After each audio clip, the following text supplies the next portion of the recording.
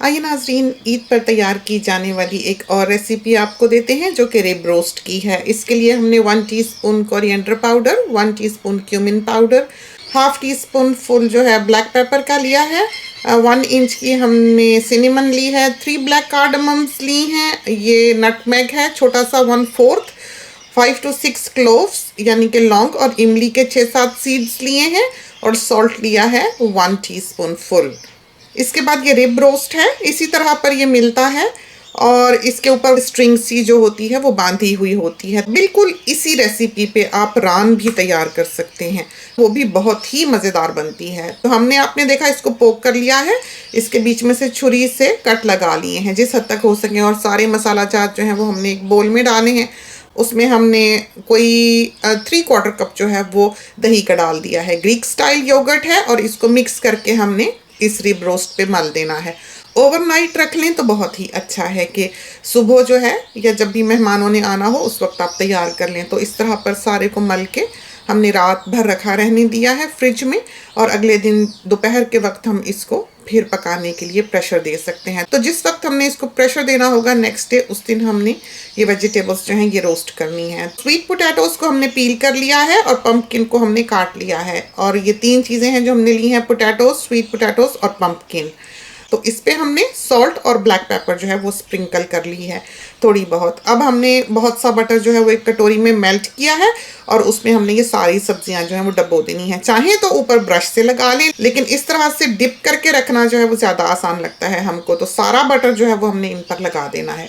180 degree पे fan forced oven है जो कि हमने प्री हीट किया हुआ है, और इसमें हमने ये सब्जियां रख देनी है। तो इसको अब हमें टाइम का अंदाज़ा नहीं है, हमने यूं ही रखा है, जिस वक्त ये लाल होंगी उस वक्त हमने इनको निकाल लेना है। अब रिब रोस्ट जो है ये हमने अपने प्रेशर कुकर में डाला है। तो काफ़ी बड़ा सारा ये प्रेशर कुकर है जिसमें ये पूरा आया है मुश्किल से ही, और इसके ऊपर हमने सारा जो दही है वो डाल देना है।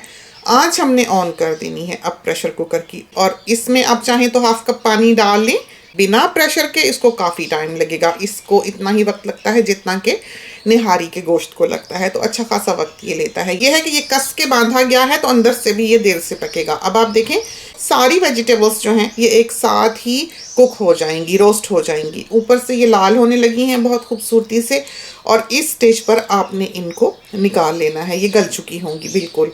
थोड़ी देर बाद हमने प्रेशर कुकर को खोला है, आप देखें कि इसमें काफ़ी सारा पानी मौजूद है। अभी आपने देखा कि ये अंदर तक पका नहीं है, चूंकि ये कस के बांधा हुआ होता है तो अंदर तक पकने में, हीट जाने में और कुक होने में इसको थोड़ा वक्त लगता ही है। तो इसको फिर से हमने प्रेशर दे दिया है और उतने में हमने सब्जियां जो है वो एक ट्रे में लगा लेनी है।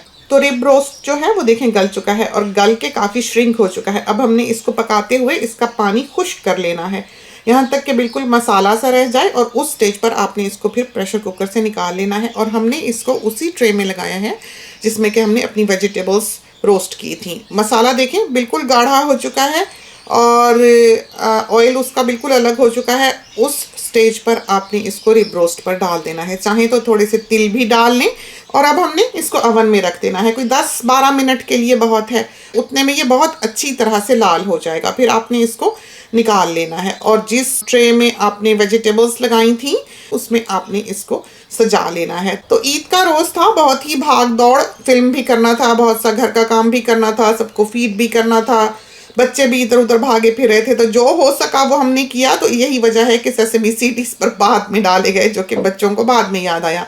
तो हमने तो यूं ही बना लिया था। अब हम आपको इसको काट के दिखाई देते हैं। इसकी जो सारी स्ट्रिंग्स हैं वो हमने काट के उतार ली हैं और इसको हमने फिर स्लाइस कर लिया है। तो ये बुनियादी तौर पर एक बहुत ही आला स्टेक बना हुआ होता है जो कि बहुत ज़्यादा स्पाइसी नहीं होता।